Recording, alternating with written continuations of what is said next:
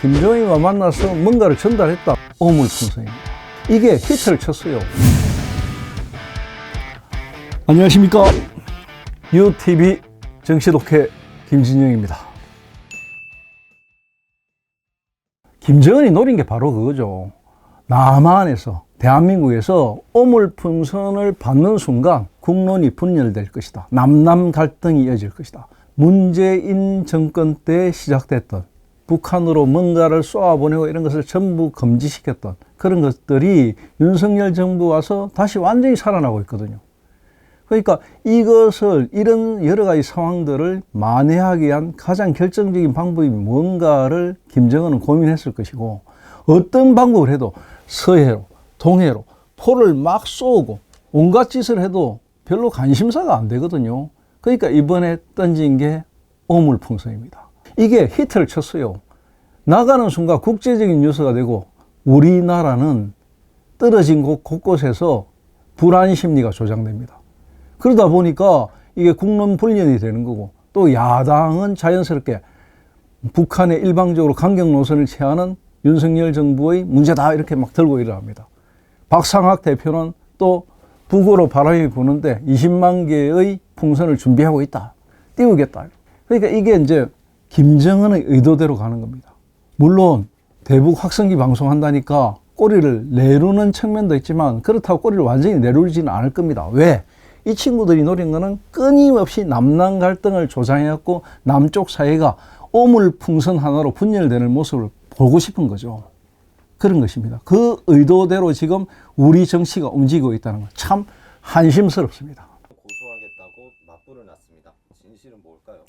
결국 이게 가장 첨예하게 문제가 된 건 사실은 문재인 전 대통령의 해고록입니다. 굳이 거론 안 해도 되는 걸 거론을 했거든요.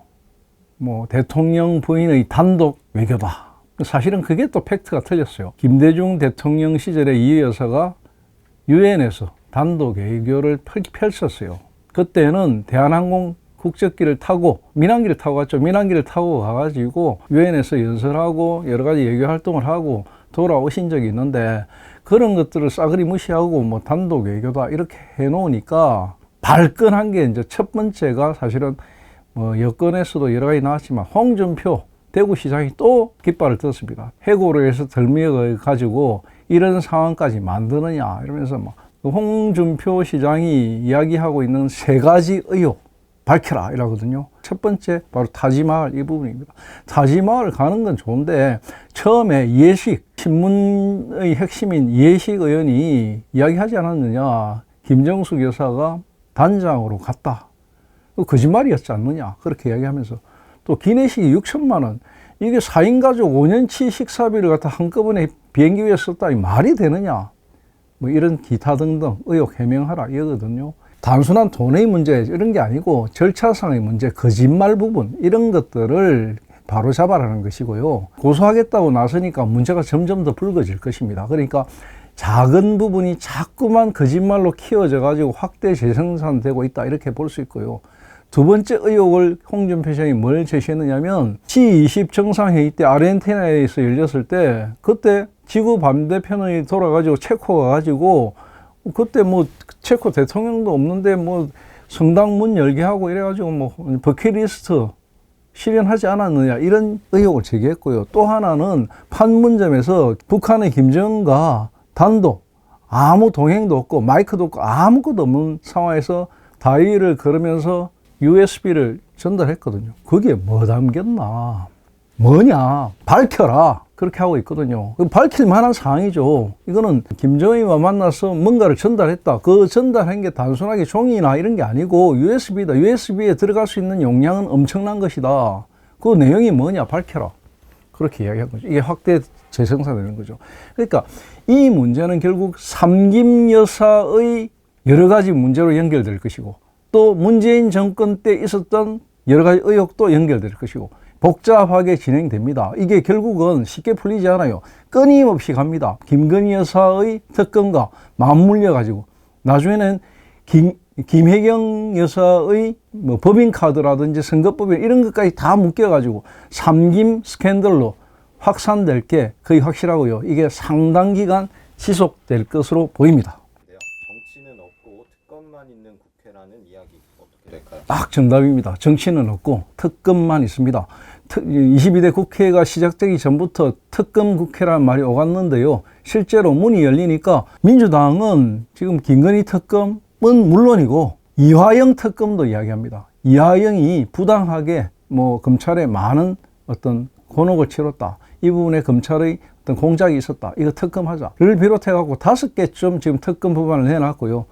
거기에다 부하내동격으로 조국 혁신당이 국회에 들어오자마자 내놓은 게 한동훈 특검법 또 내놨고요. 국민의힘은 윤상현 의원이 또 뭡니까? 김정숙 특검법 내놨죠. 그러니까 지금 특검으로 거론되고 있는 법만 해도 한 10개 가까이 될 겁니다. 이게 국회 시작과 함께 특검법이 딱 떠오르니까 원 구성도 하기 전에 막 특검부터 막 이야기하고 있거든요. 그러니까 민주당이나 야당은 끊임없이, 야당 7개는 끊임없이 특검을 발의할 것이고, 대통령은 또 끊임없이 거부권을 행사할 것입니다. 이게 뻔합니다. 눈앞에 보이거든요. 그러니까 정치는 없고 대결만 있는 이런 국회가 이어질 것인데, 이거 언제까지 갈 것이냐? 오래 못 갑니다. 이거 국민들 식상해지거든요. 짜증내거든요. 외면당합니다. 그러니까 한 달, 2달, 이렇게 갈 수 있겠지만 그 이상 간다면 자기들 스스로가 무덤을 파는 격이 되기 때문에 어떤 타협점을 모색해야 되는 상황이 올 것으로 보입니다. 마무리 부탁드립니다. 오로지 대결, 끊임없이 이어지는 여사 스캔들, 그리고 특검, 여기에다 북한의 오물풍선까지 갈 때까지 가고 있거든요. 이런 상황 계속된다면 참 짜증납니다. 곧 더위도 시작되는데 복잡하고 흥크러진 이런 부분들을 확 날려줄 수 있는 시원한 정치 소식 다가오길 기대하면서 다음 시간에 뵙겠습니다. 감사합니다.